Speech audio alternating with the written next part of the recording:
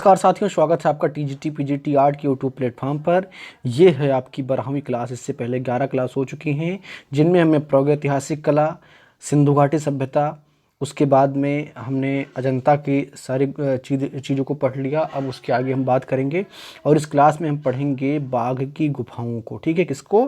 बाघ की गुफाओं को। हम भारत के प्राचीन गुफाओं को पढ़ रहे हैं, जिसमें हमने अजंता कवर कर लिया है और उसके बाद हम बाघ की गुफाएँ पढ़ रहे हैं। ठीक है, जिन लोगों ने क्लास ज्वाइन कर लिया है वो लगातार पढ़ाई कर रहे हैं और यही एकमात्र तरीका है जिससे इस व्यूह को तोड़ा जा सकता है, मेहनत। ठीक है, बिना मेहनत के कुछ होगा नहीं, तो आपको मेहनत लगातार करते रहना है। जिन लोगों ने अभी तक क्लास ज्वाइन नहीं किया है वो क्लास ज्वाइन कर लें। सिर्फ नोटिफिकेशन का वेट ना करें, क्योंकि नोटिफिकेशन आने के बाद में आपको 1 से 2 महीने से ज़्यादा टाइम नहीं मिलता है किसी भी कीमत पे। तो 1 से 2 महीने में तैयारी नहीं हो पाती है। तैयारी के लिए कम से कम 4 से 5 महीने चाहिए। ठीक है, तो आपको पहले से तैयार रहना होगा। हाँ, यदि नोटिफिकेशन आता है तो हम अपनी तैयारी को तेज कर लेंगे ताकि पूरा हो जाए, लेकिन ये ड्यूरेशन बहुत ही अच्छा होता है किसी भी तैयारी के लिए, क्योंकि इसमें बहुत सारी चीज़ें आपको याद करनी होती हैं। ठीक है ना, तो ऐसे नहीं हो पाता है बिना टाइम दिए। तो क्लास को स्टार्ट करते हैं। आइए पढ़ना शुरू करते हैं। बाघ की गुफाएं। कल दिवाली है और आप सबको उससे पहले ही बहुत बहुत शुभकामनाएं। ये दिवाली आपके जीवन में उजाला लाए, प्रकाश लाए। देखिए, जो दिवाली का त्यौहार है ये सिर्फ एक पर्व नहीं है जो कि दिया जलाने का या मिठाई खाने का या सफाई करने का। ये इससे भी कहीं ज़्यादा है। दिवाली का संबंध हमारे पर्यावरण से बहुत ज़्यादा है। किससे? हमारे पर्यावरण से बहुत ज़्यादा है। इसीलिए बरसात के बाद में ये प्रोग्राम रखा गया। ये जो दिवाली का त्यौहार है ये बरसात के बाद रखा गया। सनातन धर्म में जितने भी त्यौहार हैं उनका प्रकृति के साथ बड़ा अच्छा संबंध है। बरसात के बाद में छोटे छोटे जगहों पर जल भराव के कारण कीड़े पतंगे बहुत इकट्ठा हो जाते हैं, तो उनको नष्ट करने के लिए बहुत सारे दीपक जलाए जाते हैं ताकि वो वहीं पर आएँ और उनकी संख्या कंट्रोल हो, कम हो और वो इंसानों के जीवन को बेहतर करें। इसलिए दिवाली मनाई जाती है। लेकिन आजकल हमने क्या ट्रेंड बना लिया है, हम चाइनीज़ फुलझड़ियाँ लाते हैं और उसको लगा करके अपने घर को सजाते हैं। इससे 2 नुकसान हैं।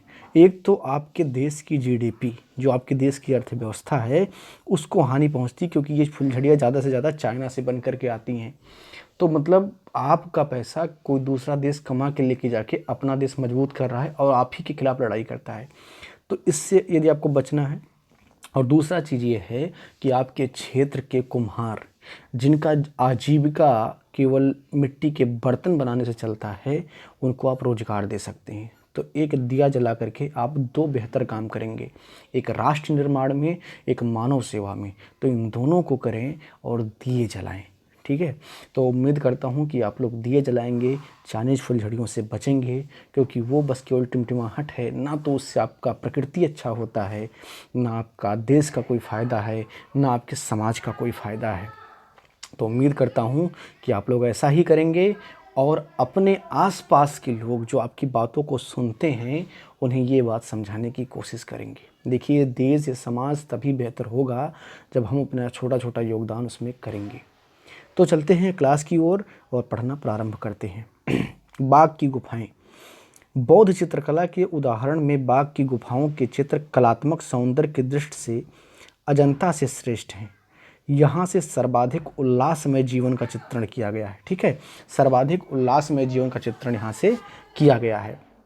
अब पहले ही इस जो है वाक्य समूह से आपको कई उत्तर मिल जाएंगे। जैसे बाघ की गुफाओं का संबंध किससे है? बौद्ध चित्रकला से है। किससे है? बौद्ध चित्रकला से है।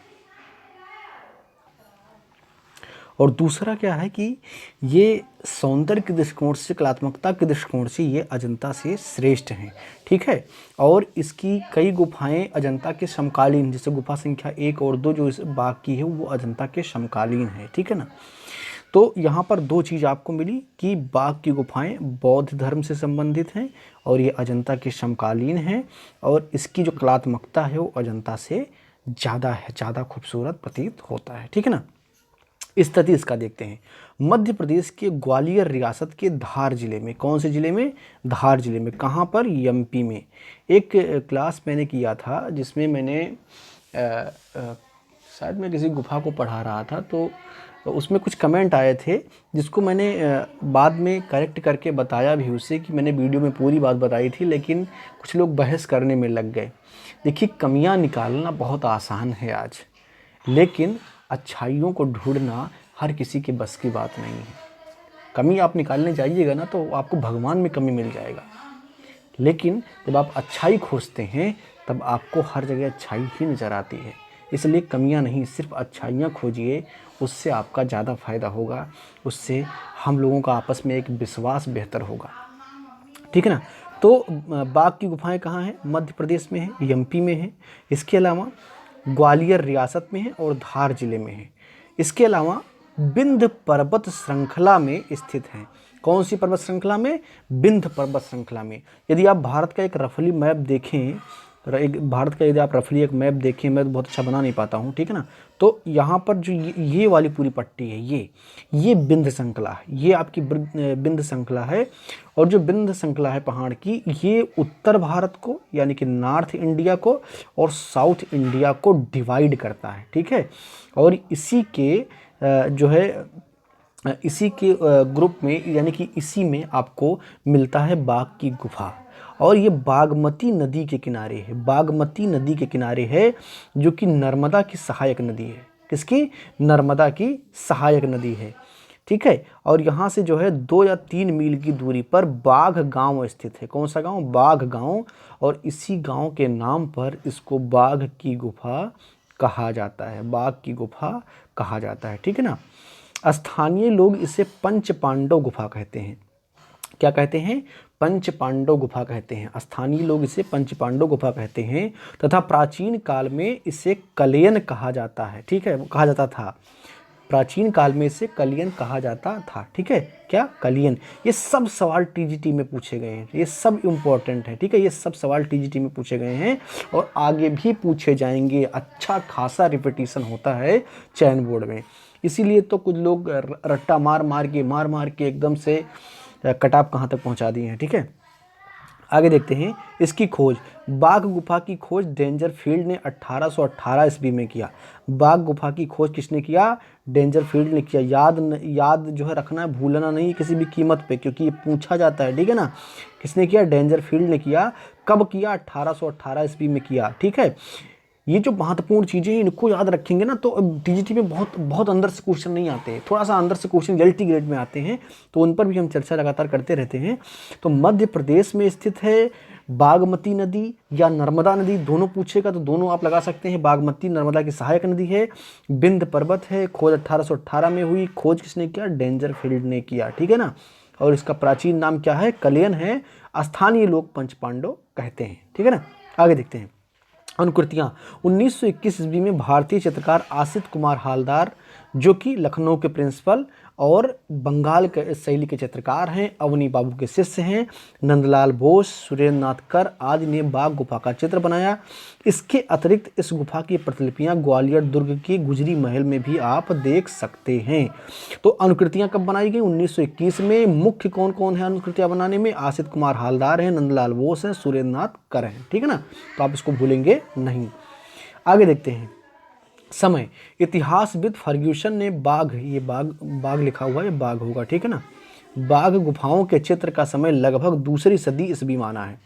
यानी कि जो फर्ग्यूसन साहब हैं, एक कला इतिहासकार हैं, उनका मानना है कि इन गुफाओं का जो समय है, जो कालखंड है, वो दूसरी सदी ईस्वी है। जबकि एक अन्य इतिहासकार स्मिथ ने इसका समय 625 ईस्वी से 628 ईस्वी के मध्य माना। 625 ईस्वी से 628 ईस्वी के मध्य माना। तथा M.B. गोरडे ने, जो कि एक अन्य भारतीय कला इतिहासकार हैं, इस गुफा का समय 6ठी से 7वीं शताब्दी के मध्य माना। यानी कि इतिहासकारों में मतभेद है और मतभेद होता है, कालखंड को लेकर के हमेशा में से मतभेद होता है। जितनी भी घटनाएं आद्य ऐतिहासिक हैं या प्रागैतिहासिक हैं, उनमें समस्या ज़्यादा है कालखंड को लेकर के, क्योंकि जो ऐतिहासिक है उनका लिखा पढ़ा चीज़ मिल जाता है तो वहाँ से चीज़ें क्लियर हो जाती हैं।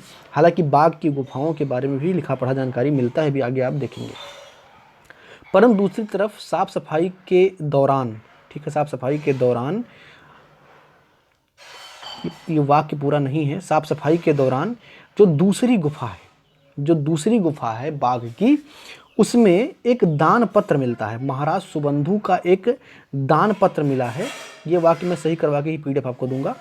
दान पत्र मिला है जिसमें दसलिक ग्राम का उल्लेख है तथा महाराजा सुबंधु का शासनकाल जो है वो 416वीं सदी से 466 ईस्वी तक है, यानी कि इसके बीच में है। तो कुल मिलाकर के जो बात हो रही है ये 5वीं सदी की हो रही है। किसकी हो रही है? 5वीं सदी की हो रही है। अतः जो ये कालखंड है ना, सबसे प्रमाणिक माना जाता है, क्योंकि लिखी पढ़ी चीज़ें मिल गई। क्या मिला? दान पत्र मिला। जो उन्होंने दान किया था वो दान पत्र मिलता है। ये जो राजा जी है सुबंधु, इनका दान पत्र मिलता है। इस प्रकार यह गुफा 5वीं सदी में बनी है, यह मत सर्वमान्य हो गया। अतः यह गुफा 5वीं सदी में बना माना जा सकता है। इस प्रकार इसका कालखंड गुप्ताकालीन है। ठीक है, तो गुप्ताकालीन जो है वो 5वीं सदी में एग्जिस्ट करते थे। तो कई बार ये सवाल भी पूछ लेता है कि किस पीरियड में है बाघ की गुफाएं, तो गुप्त काल में है। ठीक है ना, कब है? गुप्त काल में, 4वीं से 5वीं सदी में आप इसका जो है एक मान सकते हैं। ये सर्वमान्य है, बाद में इसको सभी इतिहासकारों ने लगभग मान लिया। ठीक है ना, आगे देखते हैं। चित्रण की विधि, बाघ गुफा का चित्र टेम्परा विधि में किया गया। किसमें? टेम्परा विधि में किया गया है।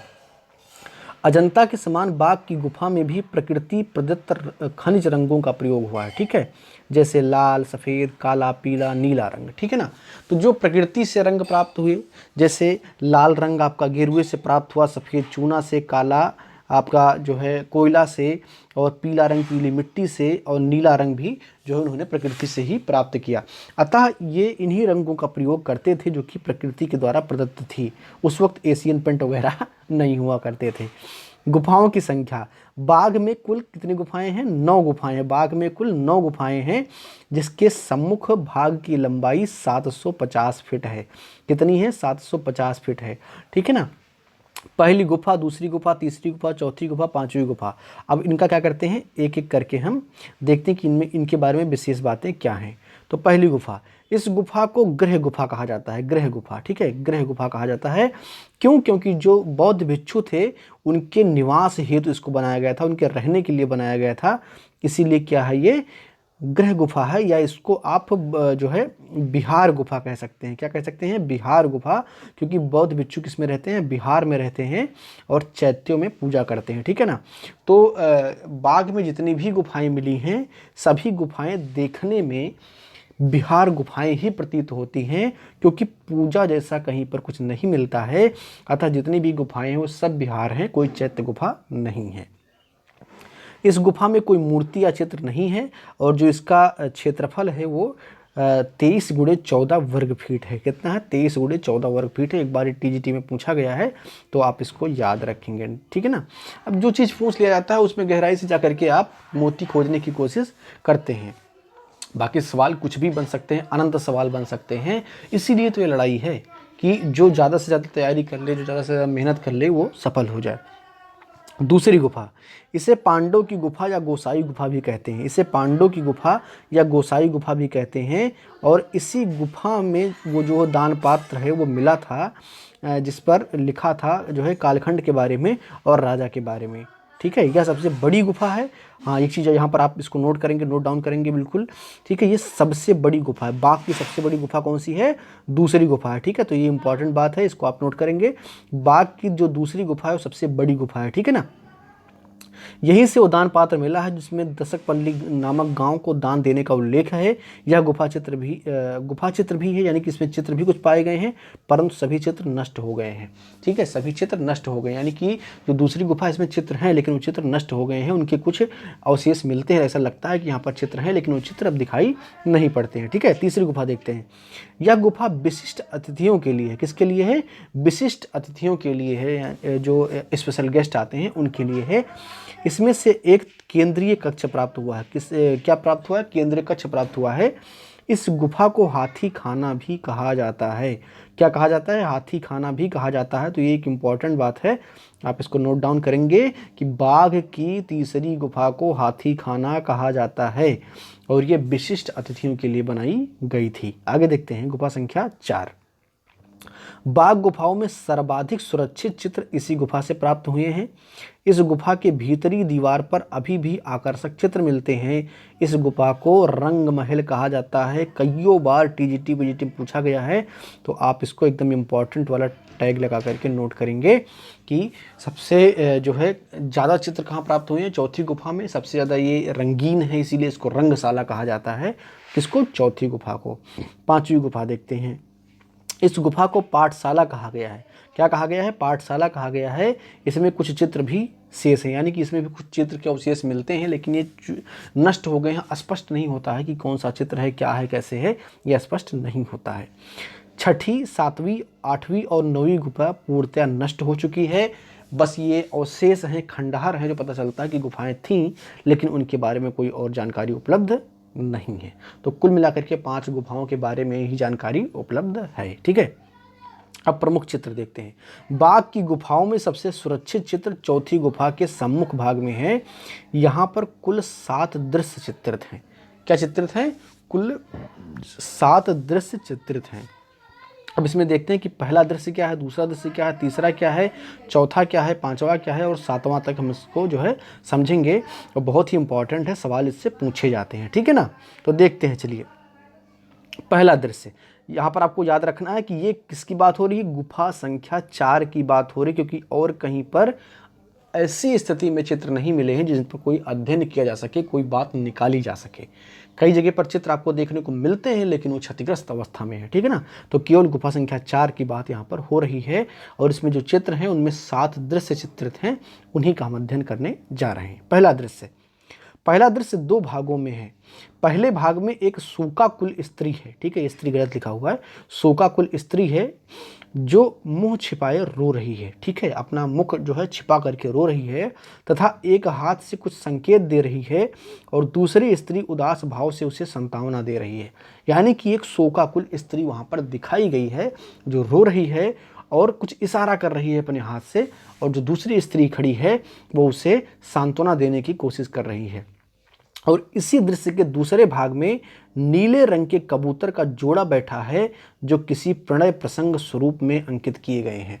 यानी कि जो है एक प्रणय प्रसंग, यानी कि आपस में जो कपल जिसे आप कहते हैं ना, वो कपल वाला कुछ उसमें सीन दिखाई पड़ता है। कौन है? कबूतर हैं, नीले रंग के कबूतर हैं। किसके हैं? नीले रंग के कबूतर हैं।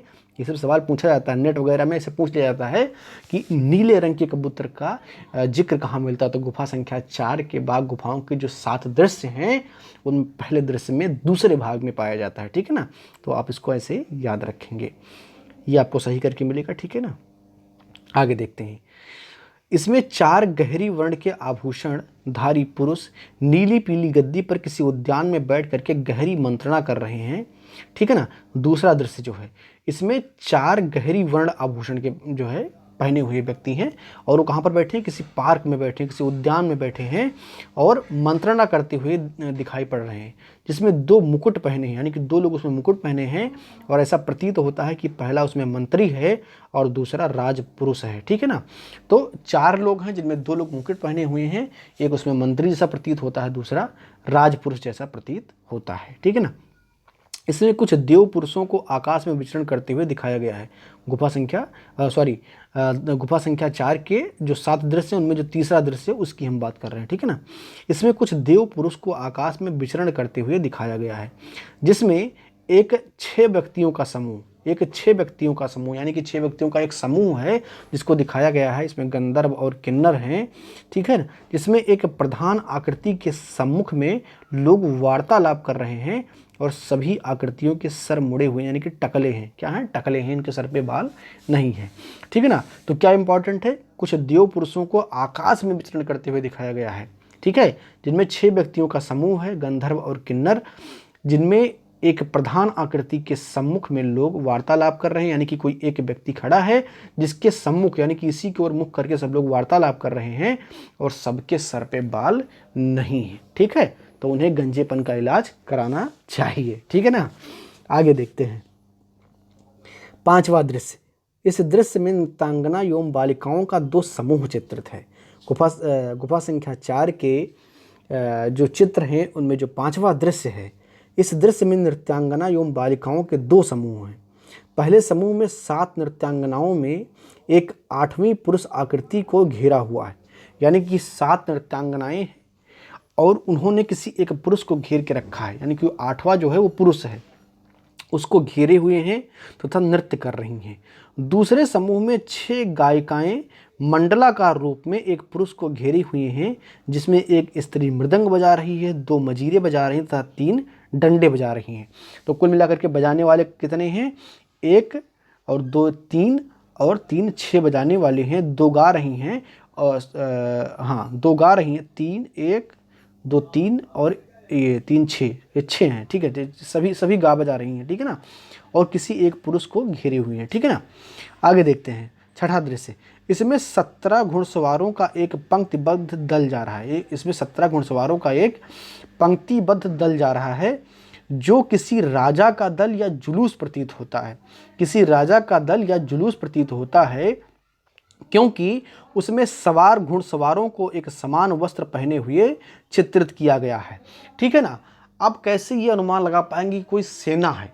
राजा के पास भी सेनाएं होती थी, क्योंकि सेना के जो कपड़े होते हैं वो एक ही रंग के होते हैं, इसीलिए यहाँ पर ये कहा जा सकता है कि वो एक सैन्य समूह है। क्या है? सैन्य समूह है, किसी राजा का सैन्य समूह होगा। तो ये छठा दृश्य है। इसमें 17 घुड़सवार हैं, एक पंक्तिबद्ध चाल में चल रहे हैं और ये किसी राजा का जुलूस प्रतीत होता है। तो ये गुफा संख्या 4 का जो दृश्य है उसमें छठा दृश्य है। अब 7वां दृश्य देखते हैं। इस दृश्य में 6 हाथियों तथा 3 घोड़ों की जुलूस का दृश्य है। 6 हाथी तथा 3 घोड़े के जुलूस का दृश्य है, जिसमें हाथियों पर राज परिवार के व्यक्ति तथा घोड़ों पर सैनिक चित्रित हैं, ठीक है ना।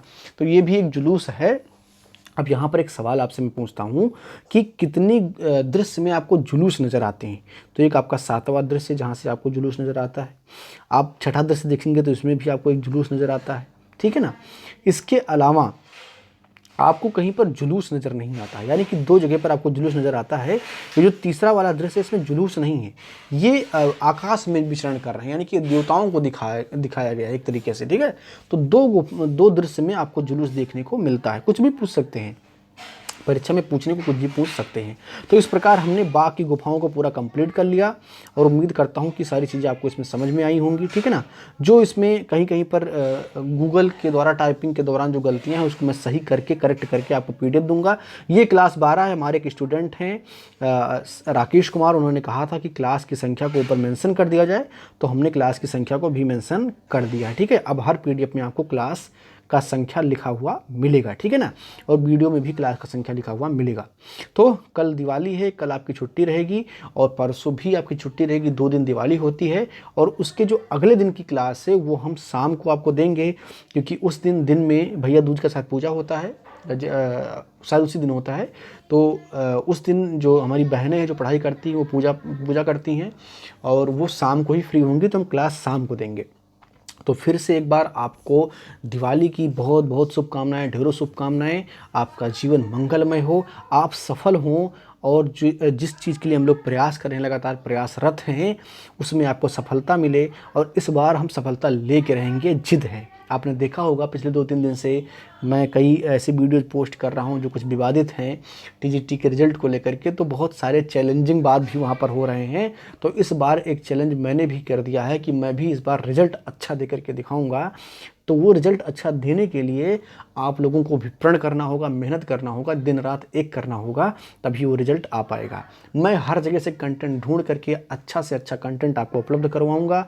एग्ज़ाम टाइम में कम से कम 25 से 30 हज़ार सवाल हम करेंगे और उसके बाद देखते हैं कि कौन आपका सिलेक्शन रोकता है। मिलते हैं अगले वीडियो में। बहुत बहुत धन्यवाद।